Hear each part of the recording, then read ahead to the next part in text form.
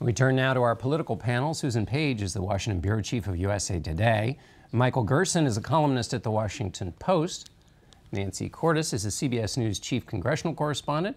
And Jamelle Bouie is a CBS News political analyst and Slate Magazine's chief political correspondent. Michael Gerson, I want to start with you quickly, picking up on Condoleezza Rice, with whom you worked. The threat to democracy all over the world now is a big story, and it's taking place in France as there's an election today. Yeah, it's true. And American policy in Europe, for example, has been democracy and unity for 7 decades. There's a reason for that. Because in every country you have a conflict between identity and idealism, between kind of blood and soil nationalism and transnational ideals. And in the 20th century, all the worst events of the 20th century took place because of the triumph of identity over idealism in Europe.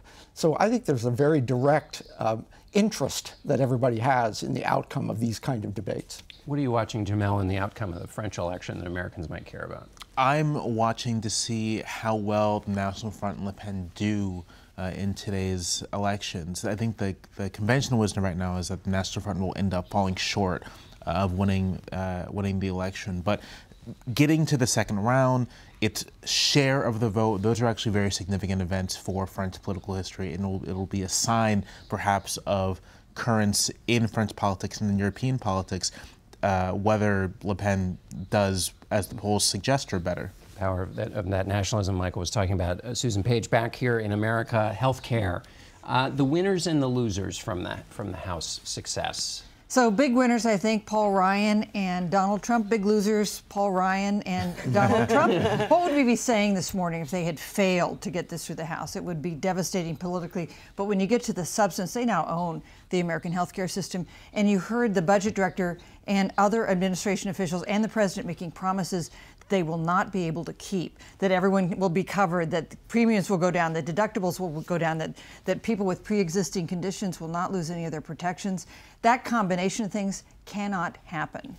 Nancy, it came together fast, it felt like, at the end. Give us a sense of what the process tells us about where things stand. Well, they had to strike when the iron was hot. They couldn't let their members go once they thought that they had the magic number. So you first had this compromise between a moderate member and conservative members that seemed to bring a lot of the Freedom Caucus on board, but left a lot of moderates steaming mad. They felt that some of those protections that Susan just talked about had been eroded.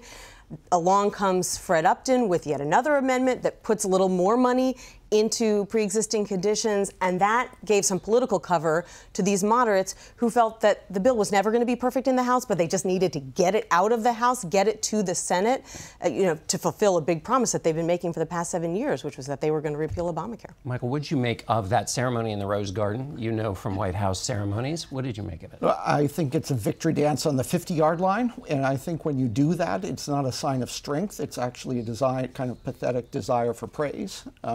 So I think that was premature, and this House is really relying on the Senate to come through here. They put out something that did meet all of those standards of the members, but was not coherent in the end. I think, depending on the Senate led by Senator Alexander, to provide some coherence in the Republican approach. Jamelle, what are they? There are plenty of hurdles among Republicans in the Senate. This is a Republican show over there. What are the hurdles? The hurdles are Medicaid, right? That quite a few Republican senators want to preserve some measure of Medicaid coverage, the Medicaid expansion. During recess earlier in the year, there were many angry town halls involving constituents who wanted to preserve those Medicaid expansion. And the House bill cuts hundreds of billions of dollars from Medicaid, and although the budget director suggested that there would not be any coverage losses as a result of those cuts, that the plain fact is that, in fact, many people will lose coverage as a result of those Medicaid cuts. So one major hurdle is what the Senate is going to do about Medicaid, and how will Senate Republicans deal with the fact that many of them come from states where large numbers of constituents have picked up coverage from the Medicaid expansion. And there's a hurdle that's just plain logistical, which is the fact that Republicans can only afford to lose 2 of their members in the Senate. And it's very hard at this point to envision a bill that would satisfy Rand Paul and Ted Cruz and Susan Collins and Lisa Murkowski. Both Susan Collins and Rand Paul said this week the House bill is dead, but for completely different reasons. He thinks it leaves too much of Obamacare intact. She thinks it takes too much of Obamacare away. How does the Senate craft a bill that satisfies these two wings of the party when you have this incredibly small margin of error? But of course, we should remember that Democrats face big divides when they pass the Affordable Care Act as well. And when you deal with something that's as big and complicated as the American healthcare system, you're going to end up with people accepting things that they start out thinking are unacceptable. The thing that Republicans have going for them is that they've been made this promise for 7 years, as you said, and there is a big impetus to deliver on them. Now, I don't know if they'll be able to deliver on or not, but there are going to be huge consequences for either delivering or not delivering on them, and that may be the best argument that Republicans have going forward. Michael, what do you make of the president? His signature talent, he said he would come to Washington and be a negotiator of a kind no one had ever seen before. Assess his negotiating in this case, but also in what he's got to do in the Senate process. Well, it was a unique view of the presidential role. Usually a president will come in with some of his own ideas and try to sell a bunch of people in the Congress on them. He did not do that in this case. All he wanted was a bill passed. The goal was something, not something with these parameters.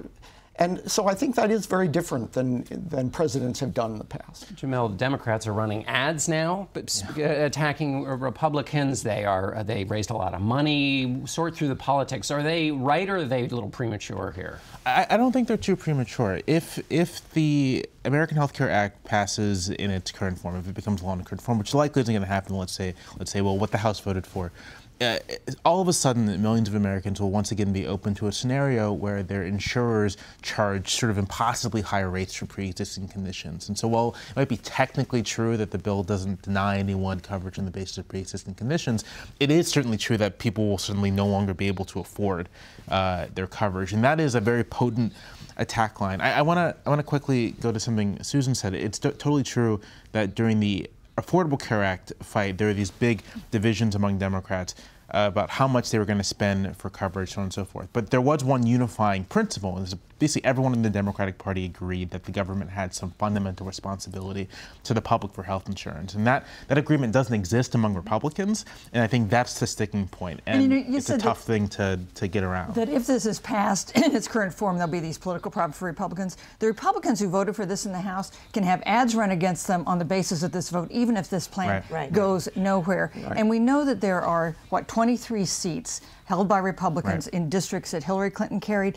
Those are going to be the prime targets for the next 18 months. And the interesting thing about these ads isn't just the damage that they could do in advance of 2018, which is still 18 months away, but they're also to send a message to Senate Republicans. Look at the kind of heat that you're going to get if you put together a bill that hurts Medicaid, that hurts people with pre-existing conditions. There are 24 House Republicans who are going to start facing those ads tomorrow, and even more facing radio ads in California. This is designed to pave the way for 2018, but even more so right now to send a message to Senate Republicans who are getting to work. In an odd way, this is the victory of President Obama. I think he has ingrained expectations in the American public about pre-existing conditions, about universal coverage, and about cost, affordable cost, that are not going to be met by Republicans in this case. They were not really met by Obamacare either, where you had higher premiums and higher deductibles at the same time for a lot of people.